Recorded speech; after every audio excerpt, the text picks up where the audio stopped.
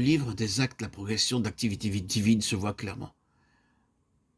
Mais même à travers l'Épître aux Hébreux, la révélation progresse. Elle fait un pas de plus vers la manifestation du dessein de Dieu. La progression spirituelle dans le livre des Actes est manifestée et la manière d'avancer de l'esprit suit le programme clairement défini dans le premier chapitre. À Jérusalem, dans toute la Judée, dans la Samarie, jusqu'aux extrémités de la terre, Acte 1:8. Depuis la Judée, le courant s'écoule vers la Samarie, mais cependant, en provenant en Samarie, il n'a pas stagné, il a coulé vers Rome, car il avait pour limite l'extrémité de la terre. Le livre des Actes marque une progression du commencement à la fin, et lorsque le récit se termine au 28e chapitre, le mouvement de l'esprit ne cesse pas.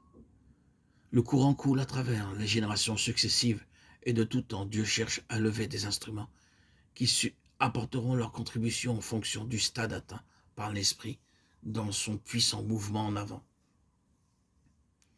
Dans l'Ancien Testament, nous voyons que lorsque Dieu est satisfait, il n'y a pas de stérilité. Il est dans le dessein de Dieu d'avoir une semence, une postérité spirituelle. C'est pourquoi dans aucune génération, il n'a toléré que cette lignée soit interrompue, car la réalisation de son dessein suppose la préservation de cette semence. C'est pour cette raison que nous sommes dépendants de nos ancêtres spirituels. Nous n'avons pas seulement besoin d'accepter l'héritage qu'ils nous ont transmis, mais nous avons aussi la grande responsabilité de le transmettre. La question aujourd'hui n'est pas le courant de l'esprit coule-t-il dans notre génération, mais voulons-nous, vous et moi, être dans ce courant? Si nous ne répondons pas aux exigences du dessein de Dieu dans ce temps présent, il en trouvera d'autres qui le feront. Où est le sceau de l'esprit aujourd'hui? Où est l'autorité spirituelle? Est-elle avec nous ou n'y est-elle pas? Si nous avons cette autorité de l'esprit, nous serons alors dans ce courant qui coule toujours en avant.